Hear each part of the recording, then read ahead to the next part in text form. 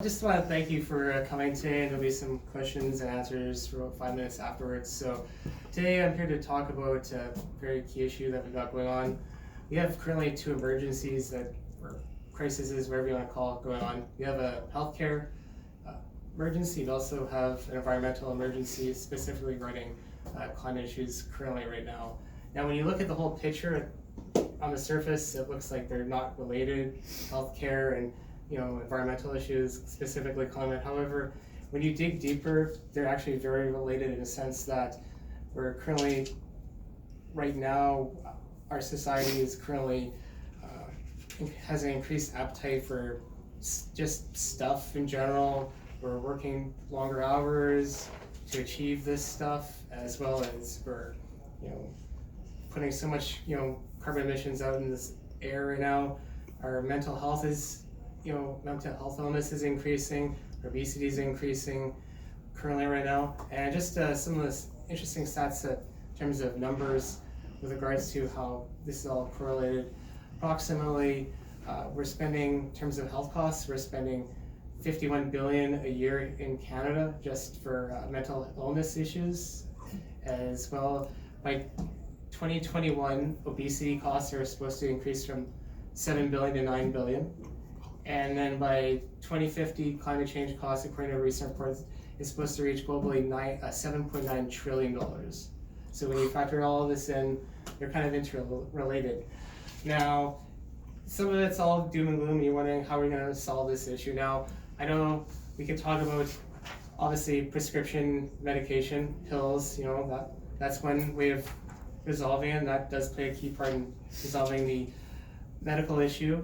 Now, in terms of environmental issues, we can definitely use electric vehicles as, reducing carbon emissions. That's key as well, don't get me wrong, as well as having a 100% renewable energy grid to, take out the carbon and go away from coal as part of the, grid or wherever parts of the world.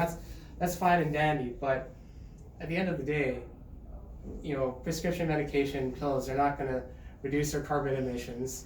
As well, at the same time, loading our streets with electric vehicles and having a 100% renewable energy grid, that's fine and dandy. That's still not going to resolve the obesity crisis. We're still going to have congestion in the streets from cars, and it's definitely not going to solve the mental health crisis. So what is their one solution? Perhaps they can do both. Well, it's the most simplest solution you can bet on. 2 pedals, steering handle, brakes. It's called the bicycle. Now, it's very simple, and currently why should we invest more in cycling as a climate, as a healthcare investment? Well, obviously, in terms of the health investment, it reduces obesity. There was a 2016 study done by the Lancet Journal of, 2016, there was a study done by the Lancet Journal of Diabetes and Endocrinology, which stated that on average, people who cycle to work have a body mass index of 1.7 less compared to others. Wow. As well, another thing to consider is in terms of cardiovascular issues as well. There was a study done by Harvard Health that said that those who bike to work compared to those who drive an automobile or even take public transport have a less chance of getting a heart attack, but also less risk of getting symptoms leading towards a heart attack.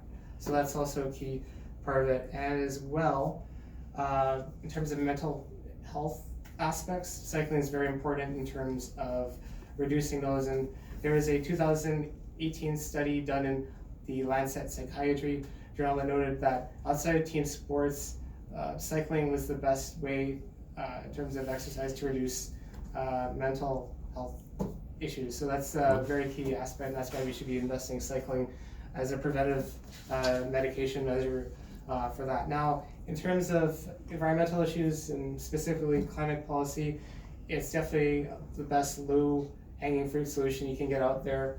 It's very cheap, it's very efficient. Leszek Cybulski, a World Bank consultant, said that cycling is often the most flexible and reliable source of getting around cities. So we definitely need to invest more in that. As well, Cycling reduces carbon emissions by 16 million tons each year, which is quite interesting. I found out from the European Cycling Union as well.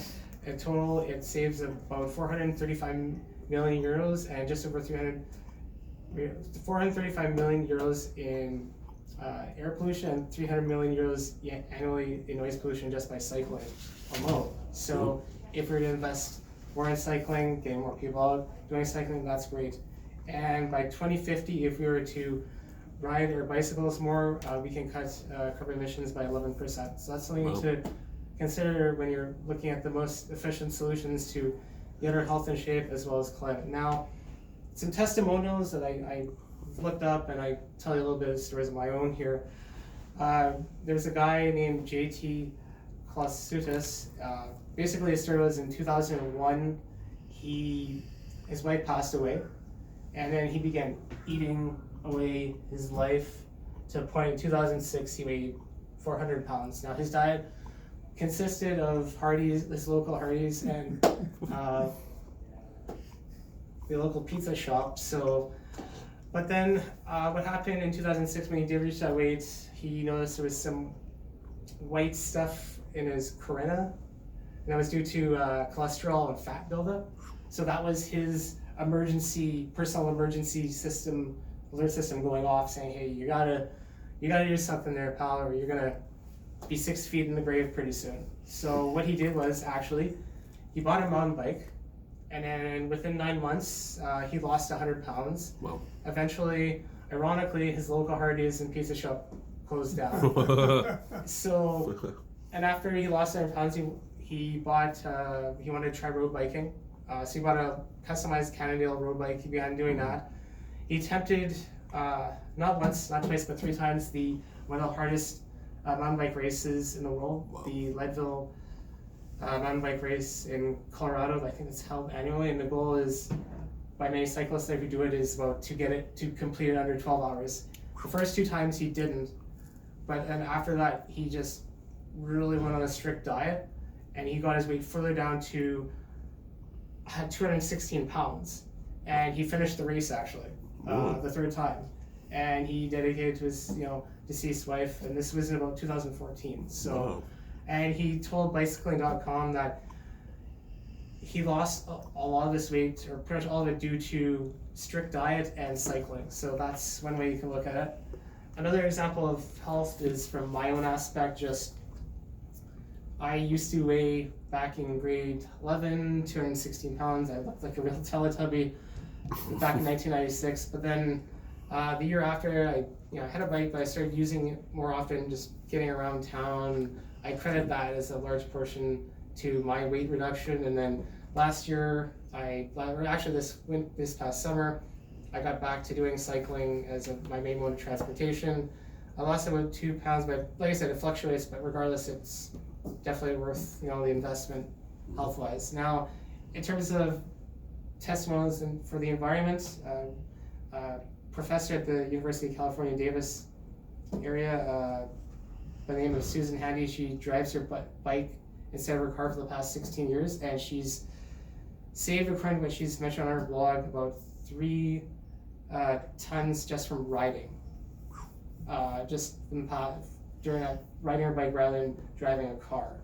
And she's gone on to say that the more we hop on our bikes rather than our cars, the better the world will be. So that's a testament to her, just not only keeping fit, but even the amount of carbon emissions she saved just by that alone is pretty good, even though you have to eat more, obviously. But at the end of the day, you're not going to the gas, you're not going to Domo, you're not going to Metro Canada to fill up my gas. So that's quite a testament. Now I did a little calculation of my own.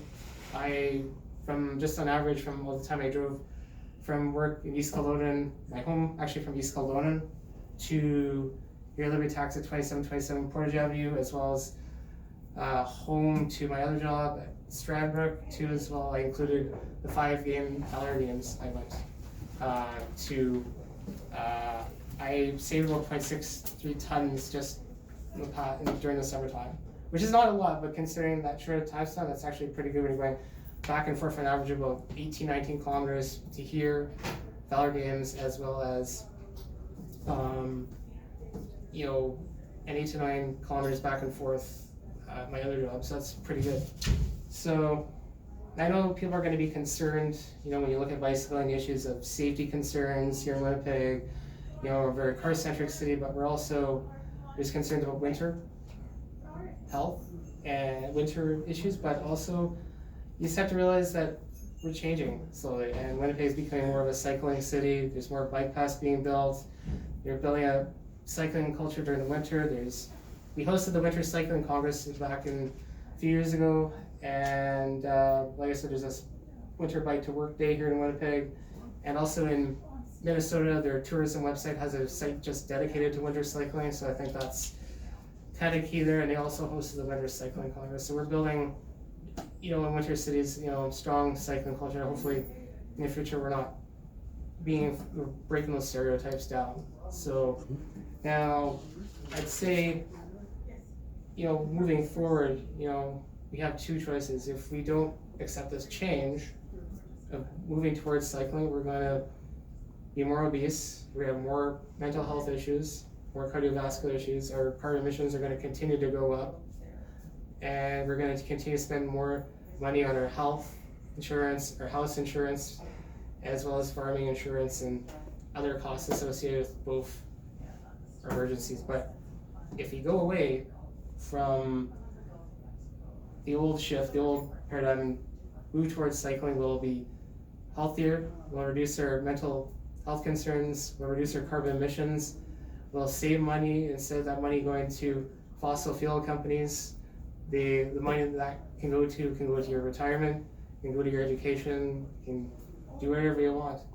And as well, we can have environmental justice at the same time. So I just want to, you know, wrap up here. Basically summarize, you know, we have two crises right now, a healthcare and environmental crisis, but there is one solution that's simplistic. It's the bicycle. As I mentioned, it saves on healthcare costs, it saves on carbon emission costs, and we've seen some real life examples. So you definitely want to consider the bicycle as your best option. Now, ways to take action, I definitely would recommend, obviously, if you have a bike, great, start riding it when you can. Don't be afraid to even try it now before it gets too much snow, or even next spring. If you don't have one, you can go to your local bike shop, like Bikes and Beyond, Life Sport. They got some good people willing to help you out. Or if you want to buy a used one, the Wrench does have sale on during the Forks a lot of times during the spring and summer, so you may want to check out there. Also, want to train you how to mechanic your bike and, you know, fix those issues. So if you're willing to take some time and learn that, they can definitely assist with that. As well, get involved with local groups who are interested in cycling, like Winnipeg, Green Action Center. Especially the Green Action Center has lost provincial funding, so that's something you want to definitely look at assisting or getting behind. As well, get more politically active in terms of contact your city councilor, contact your MLA about these issues. Let them know you want cycling as a key transportation strategy in mitigating climate issues, but also as a preventative healthcare issue. So it's time to get on that bike and get on out of here. Does anyone have any questions or anything? Quick questions? Yeah, I'm not super rich, so I am thinking now that I've heard this speech that I'll get a bike myself. What do you think, like an entry-level bike that would just get the job done, roughly go for if I got, say, a used or a new bike? For a new one, you're probably looking for just a standard mountain bike. New one, probably about $150, $200 a Canadian Tire. Pretty reasonable. That's pretty basic. It's not super heavy duty, but it'll get you around. Now, used one, it depends on, you know, on who does it. Probably, I'd say maybe 40% less, but something you want to look around to. I don't have any specifics on that. Fair enough. And do you have a question? I do. Go ahead. Thanks. Just another way to try this is to rent it, right? Is there a couple of places in the city that rent? There is, just you have to go look that up exactly. Bikes and Beyond, I know there's one at the Forks. One, for sure. The Forks, and And there's also one here. Yeah, Assiniboine Park as well. Assiniboine If you wanted Park. to just take a ride around. For sure. I mean, Assiniboine Park's got one I definitely would recommend if you just want to go stroll in the park one day, for sure. Yeah. Well, one last question from me is does like performing maintenance on a bike require a lot of expensive tools, or just a few basic tools? Just, I think a few basic tools, like in terms of the wrench, your Allen keys are going to be key components in it. And definitely, if you're not sure about how to use them, like I said, the wrench does have volunteer opportunities to learn how to mechanic your bike. You can even fix your own bike to eventually take home, actually, depending on how many hours you work on it. So definitely check out the wrench for sure. Awesome. Sweet. Anything else, Yeah, Howie? that's great. No, that's excellent. Thank you. Thank you. Thank you. Great job, man. Great job.